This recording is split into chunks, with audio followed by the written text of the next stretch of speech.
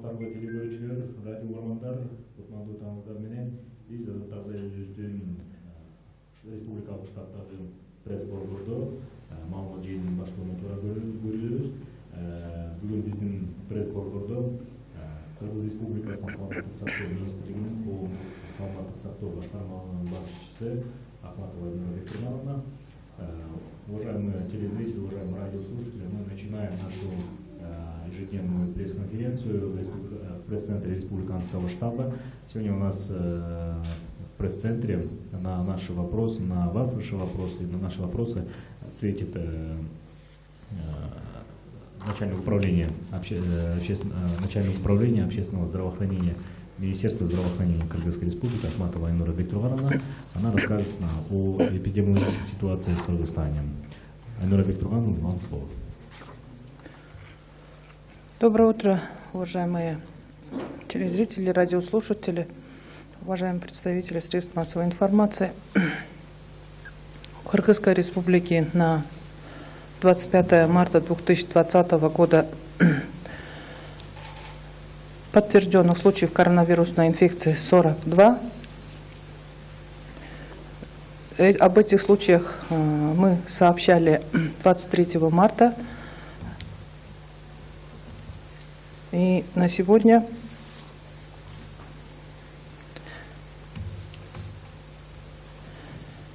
они находятся в наших стационарах в Республиканской клинико-инфекционной больнице, Джалабадской объединенной больнице, Волобукинской территориальной больнице, Баткенской областной больнице, Накатской территориальной больнице и Баткенской областной объединенной больнице. Состояние всех госпитализированных, как мы сообщали ранее, относительно средней тяжести, и один из госпитализированных находится в реанимационном отделении, это мужчина 1949 года.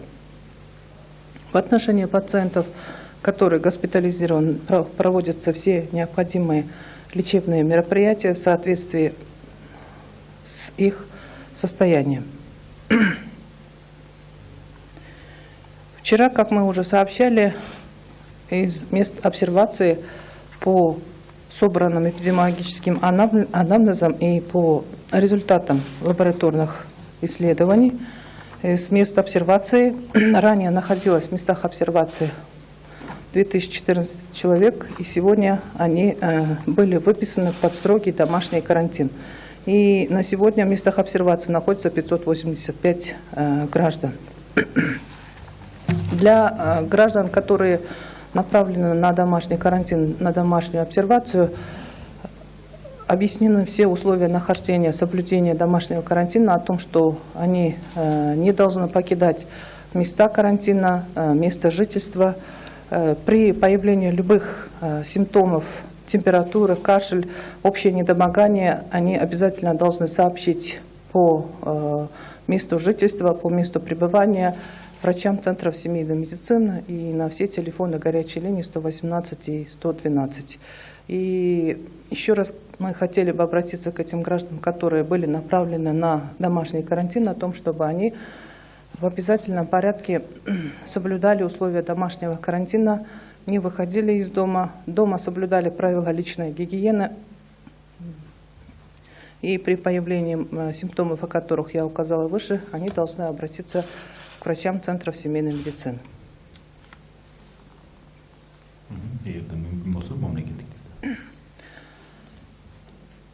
Саламатсыздарбы, урматтуу телегөрүүчүлөр, радио угуучулар, массалык маалымат каражаттарынын өкүлдөрү. Бүгүн 25 март 2020 жылы Кыргыз Республикасында 42 тастыкталган коронавирус COVID-2019 учуру катталды. Бул жарандардын бардыгы биз кече белгилегендей Жалал-Абад областык ооруканасында, Алабука территориалдык ооруканасында, Баткен областык ооруканасында, Ноокат территориалдык ооруканасында, анда сырткары республикалык клиникалык инфекциялык ооруканаларында жайгаштырылып дарыланууну өтүп жатышат. Бүгүнкү күндө биз кече белгилеп кеткендей 1949 жылкы эркек жараны реанимация бөлүмүндө атайын дарылоо иш аракеттерин жүргүзүлүп жатат.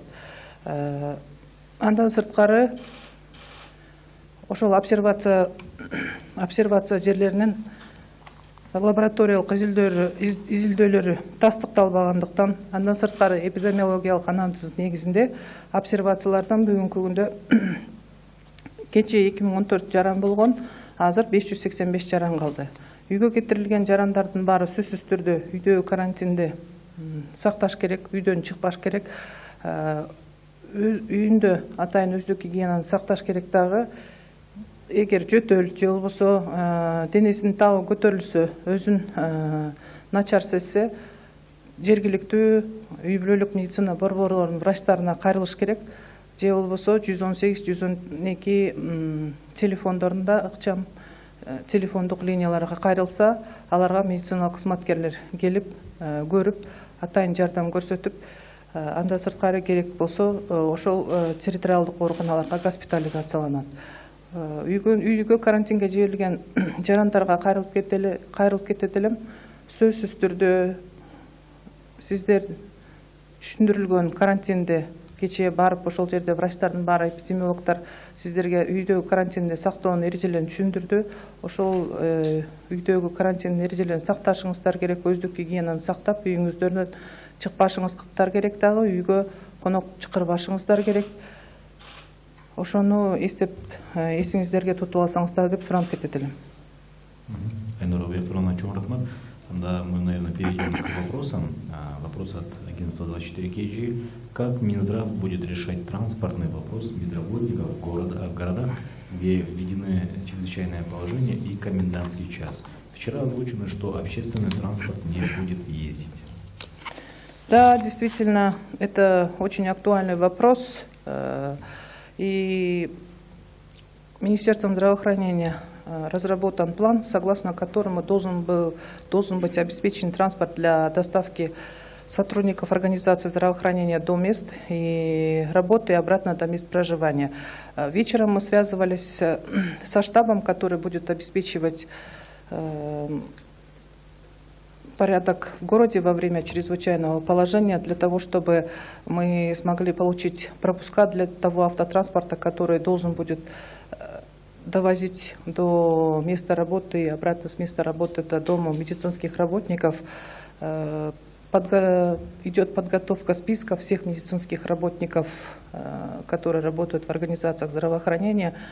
И также со стороны мэрии города Бишкек была выражена готовность о предоставлении 19 единиц транспортных средств для осуществления противоэпидемических мероприятий. И поэтому этот вопрос прорабатывается, и мы сегодня, согласно спискам, будем ждать пропуска на количество всех медицинских работников, которые работают в наших организациях здравоохранения, и тот автотранспорт, который будет задействован для доставки. Сейчас все ресурсы идут на борьбу с коронавирусом. Не останутся ли без медикаментов другие категории больных, те же диабетики, диализники? Нет, конечно, такой угрозы сегодня нету, что все лекарственные препараты и медицинские изделия будут направлены на лечение только пациентов с коронавирусной инфекцией. Запас медикаментов на сегодня есть. Конечно, сегодня границы с государствами, они закрыты. Во многих странах такая ситуация, что всем требуются необходимые медицинские препараты, изделия медицинского назначения. Но несмотря на это, угроза, что другие пациенты останутся без необходимых лекарственных препаратов, на сегодняшний день отсутствует. Как происходит распределение и выделение помощи, выделенной помощи, спецсредств защиты, переданной Минздраву? Получают ли медики все необходимое и под чьим контролем это происходит? Гражданское общество или депутаты могут проверить, на самом ли деле Минздрав передал необходимое медработникам, особенно тем, кто находится в очаге?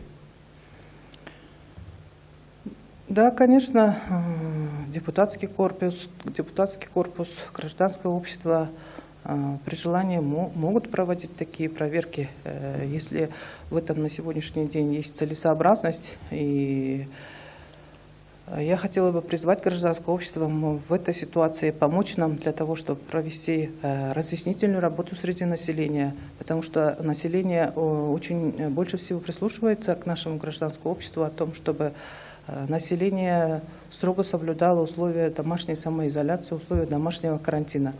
То, что средства индивидуальной защиты выделяются строго по назначению и выделяются непосредственно медицинским работникам, этот вопрос может не обсуждаться, потому что средства индивидуальной защиты, они предназначены только для использования в таких случаях для борьбы с коронавирусной инфекцией, для работы в очагах.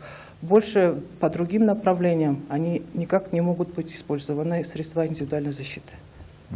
И последний вопрос. Интернет переполнен анонимными сообщениями медиков и близких об отсутствии средств защиты, элементарно нет масок. А с другой стороны, десятки граждан и компаний собирают деньги для приобретения этих спецсредств. Вопрос, что именно делает Минздрав по статейно, если можно, с теми деньгами, которые были выделены на борьбу с коронавирусом? Где эти отчеты, век цифровизации, которые требуют продвигать в Кыргызстане и президент, и правительство? Если есть такая необходимость, чтобы изложить постатейно все расходы из эпидемиологического фонда, средств, которые были выделены, то, наверное, мы сможем их разместить на нашем сайте Министерства здравоохранения. И я думаю, если действительно есть такая необходимость, то мы готовы, мы открыты предоставить такие отчеты. Кроме этого, постоянно об использовании средств все органы, в компетенции которых находится проводить проверку расходования этих средств, они постоянно находятся в стенах Министерства здравоохранения, прослеживают эти процессы.